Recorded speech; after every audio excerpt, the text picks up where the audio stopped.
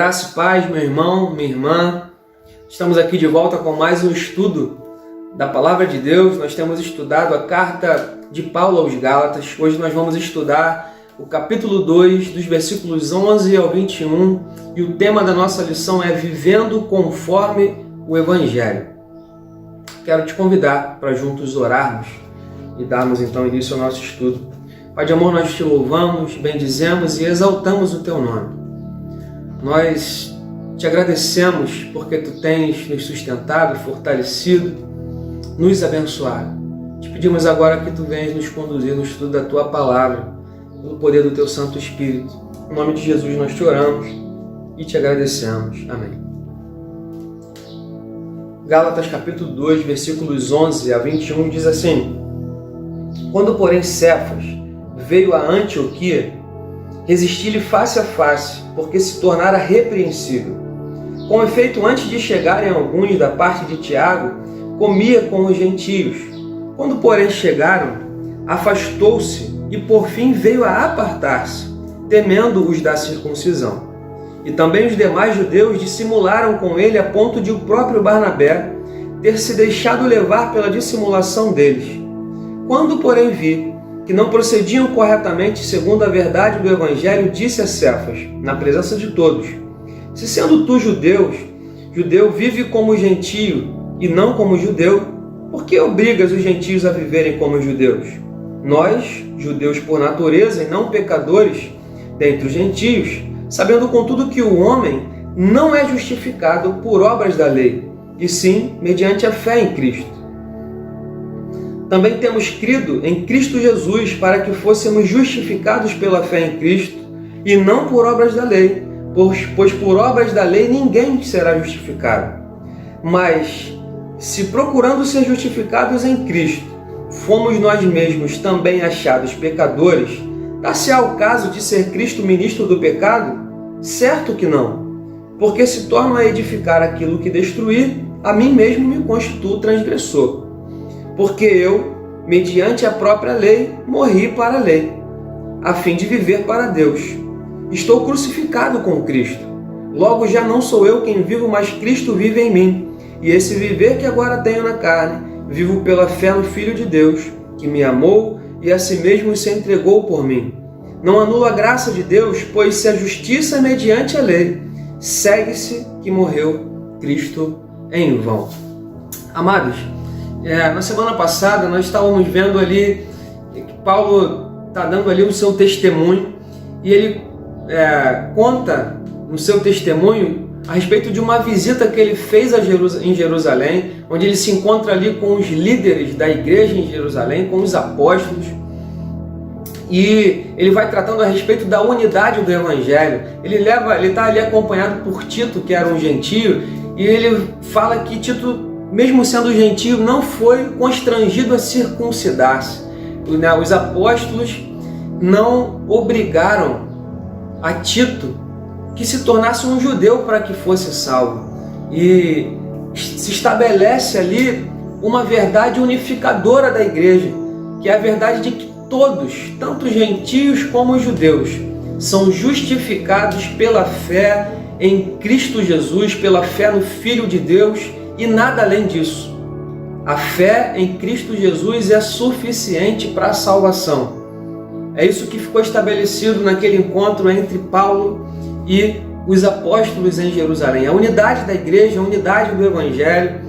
E Paulo agora nos transporta para um outro momento do seu testemunho.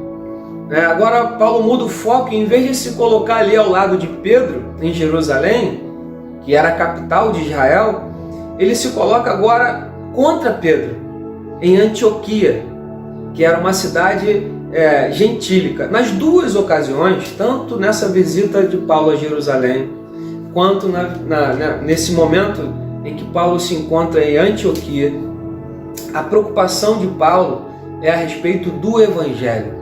E nesse trecho que lemos, Paulo resume o Evangelho como justificação pela fé. É interessante que logo no versículo 11, ele mostra ele se encontrando com Pedro e ele lembra que Pedro mereceu ser repreendido.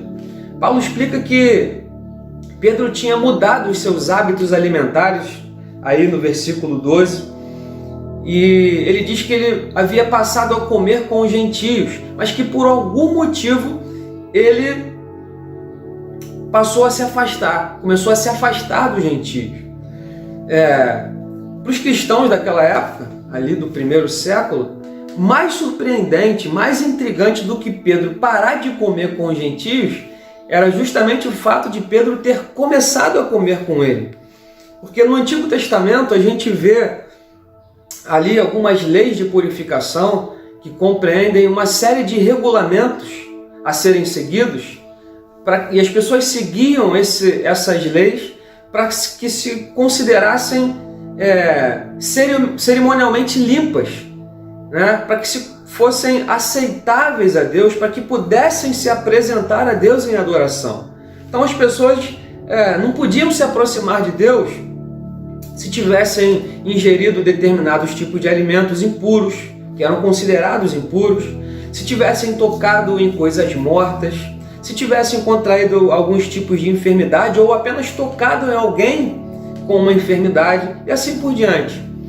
Basta que a gente olhe para o livro de Levíticos, aí no versículo 11, capítulo 11, capítulo 15, capítulo 20, vai falar a respeito dessas leis. Essa lei cerimonial, essa série de regulamentos, era uma maneira didática de Deus, que é santo, mostrar que as pessoas não podem entrar na presença de Deus, que é santo, que é puro, que é perfeito, sem estarem limpas, sem serem purificadas. E apesar de Jesus ter explicado lá em Marcos, no capítulo 7, os versículos 14 a 23, que com a sua vinda essas leis cerimoniais haviam passado, Jesus explica isso ali, Deus envia a Pedro especialmente uma visão para mostrar que a lei cerimonial havia terminado. Em Atos capítulo 11, aí dos versículos 7 a 9, Pedro tem uma visão em que de um grande lençol cheio de animais que eram considerados impuros lá no Antigo Testamento, que eram proibidos de comer, e ele ouve uma voz dizendo para ele assim: Pedro, mata e come. Não torne impuro aquilo que Deus purificou, não chame de profano aquilo que Deus purificou.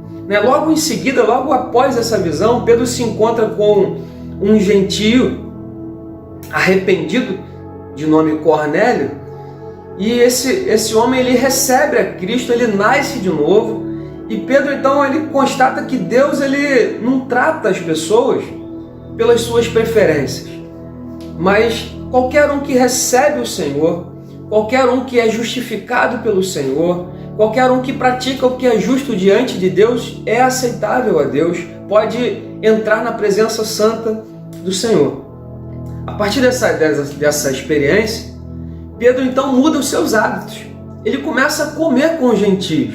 Mesmo diante das críticas ali, ele começa a comer com os gentios porque Deus havia mostrado para Pedro, naquela visão, naquela experiência com Cornélio, que em Cristo, estando em Cristo, ninguém é impuro.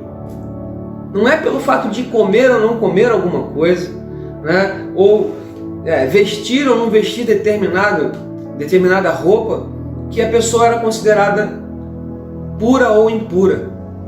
Mas puro, purificado, aqueles que podem se achegar a Deus, que podem se apresentar a Deus em adoração, são aqueles que estão em Cristo Jesus. Isso é suficiente. Então, quando Pedro ele se afastou dos gentios, na verdade ele estava agindo em desacordo com aquilo que havia entendido, com aquilo que havia aprendido do próprio Deus, que os gentios não eram impuros só por aquilo que comiam, porque não comiam como os judeus. Então ele já havia entendido isso, mas ele começou a agir em desacordo com aquilo que ele professava, com aquilo que ele entendia. Ele sabia que os gentios haviam sido purificados pela fé. Inclusive ele afirma isso em Atos 15. Ele sabia que a questão dos alimentos, das vestes, eram costumes judeus e que nem ele mesmo estava guardando todos esses costumes. Mas ele parou de agir de acordo com as suas convicções a respeito dos gentios. É interessante que esse erro de Pedro, essa postura de Pedro, começou a influenciar outras pessoas. A gente vê que no versículo 12, que ele começa a se afastar, e no versículo 13, o texto diz assim: também os demais judeus dissimularam com ele. As outras pessoas, percebendo aquilo que Pedro fez, o acompanharam. Inclusive Barnabé, que era um parceiro de Tito em missões, ele vê Pedro agindo daquela forma e ele também começa a agir da mesma maneira que Pedro. É provável que Pedro tenha agido dessa forma por medo, é o que o texto diz, né? Por medo daqueles que eram da circuncisão, por medo dos judeus, mas somando esse medo a um preconceito racial, a um orgulho racial, porque isso era comum, isso era ensinado aos judeus desde a sua juventude, que os judeus eram uma raça superior. Ele poderia, tanto Pedro quanto os outros judeus, ainda entenderem que os gentios eram inferiores, eram cristãos inferiores. Pedro estava permitindo que as diferenças culturais, judeus e gentios, fosse mais importante do que a unidade do Evangelho. Por isso, a repreensão de Paulo. A repreensão que Paulo faz a Pedro é: você precisa andar de acordo com aquilo que você crê. Você precisa agir de acordo com aquilo que você professa, Pedro. Você precisa se consertar. Ele fala no versículo 14 assim: quando porém vi que não procediam corretamente segundo a verdade do Evangelho, o que Paulo está falando para Pedro é: você precisa consertar a sua conduta, porque você sabe que ninguém é impuro estando em Cristo. Você sabe que todos são justificados pela fé. Você precisa então agir de acordo com aquilo que você sabe, de acordo com aquilo que Deus te revelou, de acordo com aquilo que Deus te ensinou. Você precisa consertar a sua conduta. Meu irmão e minha irmã, é justamente essa que é a caminhada cristã.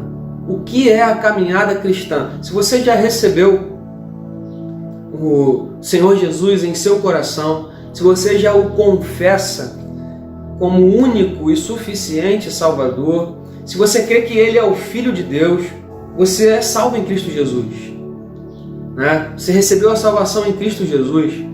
E a caminhada cristã é justamente uma caminhada contínua de realinhamento. É isso que está acontecendo com Pedro, é isso que está acontecendo com alguns desses judeus. Eles precisavam se realinhar com a verdade do Evangelho. E a nossa caminhada hoje é justamente essa. É uma caminhada de realinhamento, de reajustamento com as verdades do Evangelho.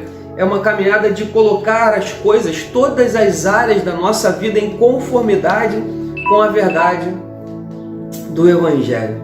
Então aquilo que precisamos pensar hoje é: que áreas da nossa vida estão desalinhadas com a verdade do Evangelho? Que áreas precisam de ser realinhadas?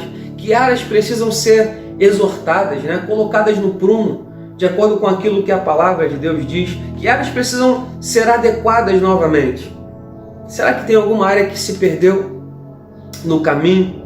A gente já entendeu aquilo que Deus fala na sua palavra, mas estamos agindo em desconformidade com aquilo que aprendemos? Que áreas precisam ser transformadas para que possam estar de acordo com o Evangelho? Como eu tenho me relacionado com Deus? De uma maneira apenas religiosa, em que eu tenho uma série de regulamentos a seguir para que eu possa ser aceito com Deus? É isso que estava acontecendo aqui. Será que eu preciso seguir uma lista de regulamentos para que eu possa então entender que Deus me ama, Deus me aceita, que eu sou salvo? Isso é um relacionamento religioso. Será que eu me relaciono com Deus de uma maneira irreligiosa? Que eu entendo que eu posso viver de qualquer maneira, que não tem nada para ser feito, né? Eu posso seguir as minhas próprias regras e não tem nada que seguir. Será que eu me relaciono com Deus dessa forma? Ou será que eu me relaciono com Deus de acordo com o Evangelho, de acordo com aquilo que Jesus Cristo ensinou em sua palavra? Como é que você tem se relacionado com Deus, meu irmão? Porque no Evangelho, o que nós precisamos entender é que estávamos perdidos, mortos em delitos e pecados, mas pela graça, Deus e por amor, porque Deus amou o mundo de tal maneira que entregou o seu Filho. E Jesus morreu na cruz para solucionar. Eu era filho da ira, alvo da ira de Deus, mas pela graça Deus me chamou de filho, me tornou filho amado. Hoje eu sou filho do amor. Como está o meu relacionamento com Deus? Que áreas do meu relacionamento com Deus precisam ser reajustadas? O que eu penso a meu respeito? Como eu me vejo? Será que eu me vejo como alguém amado? Um eleito de Deus? Será que eu sei o meu valor em Cristo Jesus? Como eu tenho me enxergado? Será que eu tenho me enxergado com as lentes do Evangelho? Como alguém que teve a sua vida resgatada pelo preço de sangue do Filho de Deus? E nele eu tenho uma vida abundante, independente das circunstâncias? Como eu tenho me relacionado com os outros? Como eu olho para o meu irmão? Como eu me relaciono na minha família? Será que tem coisas na minha vida que precisam ser realinhadas com a palavra? É isso que Paulo está falando para Pedro. Pedro, você precisa reajustar a sua conduta, porque você entendeu a palavra de Deus, mas você está agindo em desconformidade com a palavra. Que nesse dia, eu tenho certeza que você já entendeu muita coisa a respeito da palavra de Deus. Nós precisamos aprender muito mais. A cada dia precisamos ser transformados por Deus. A cada dia precisamos aprender mais da palavra. Mas eu tenho certeza que você já entendeu muita coisa a respeito da palavra de Deus. O que precisamos é viver de acordo com aquilo que confessamos, de acordo com aquilo que professamos. Precisamos viver não como um sistema de salvação, mas por gratidão, porque Deus nos salvou. Somos lavados, remidos pelo sangue de Cristo Jesus. Vamos orar? Pai de amor, nós te agradecemos pela tua palavra, te louvamos e te bendizemos. Que tu possas continuar falando aos nossos corações, que teu Santo Espírito venha nos moldar, venha nos transformar de acordo com a tua palavra. Perdoa os nossos pecados, ó Deus, e ministra aos nossos corações, em nome de Jesus. Amém. Meu irmão e minha irmã, se você que está me vendo aí não pertence a nenhuma igreja, não tem caminhado, está afastado da comunhão com a Igreja de Cristo Jesus, eu quero dizer que nós somos aqui da Igreja Presbiteriana em Rio da Prata. Estamos na rua Renato Rebeck, número 230, Bangu, Rio de Janeiro. E nós teremos o prazer de te receber para caminhar conosco, porque Deus te ama e Ele tem um propósito, Ele tem um plano para a sua vida. Vem caminhar conosco, vem meditar na palavra de Deus, vem adorar a Deus junto conosco, para que a tua vida a cada dia possa ser melhor em Cristo Jesus. Deus te abençoe e até a próxima.